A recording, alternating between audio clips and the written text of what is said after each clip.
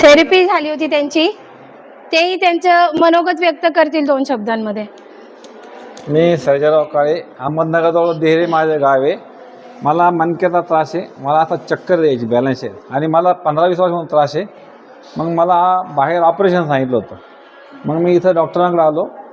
मग तिथला MRI दाखवला. मग ते म्हणे त्या MRI ऑपरेशन का, पण इथं MRI केलं. मग इथं ऑपरेशन मला त्यांनी टाळलं. काय म्हणजे माहिती, त्यांनी पैसे वाचवले. मग मला त्यांनी थेरपी दिली.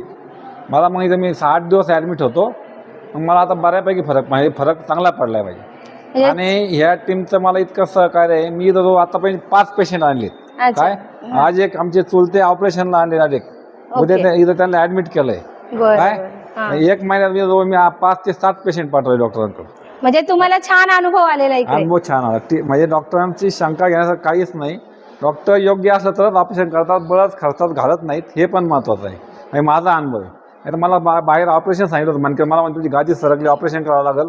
पण ते म्हणले नाही, आपण थेरपीने नीट करू. मला त्यांनी 8 दिवशी थेरपी दिली. मी 8 दिवशी ॲडमिट होतो. मी आता बरा झालेलो आहे. मी आता परत ते मॅडमला भेटायचं, ट्रीटमेंट घ्यायला लावलं परत दुसरा. आणि आमचे एक चुलते, त्यांना पण ॲडमिट केलं आहे. त्यांना मी मागच्या महिन्यातच दाखवून गेलो. त्यांचं ऑपरेशन सांगितलं होतं. पण त्यांना मी आता त्यांचे ऑपरेशनचे पैसे पण भरून टाकले. इतका विश्वास आहे डॉक्टरवर. काय म्हणजे आता तुम्हाला म्हणजे तुमचे जे रोजचे काम आहेत, कुठं गाडीवर जाणं वगैरे, आता तुम्हाला त्रास होत नाही त्याचा, बरोबर? काय चक्कर बिक्कर काही नाही.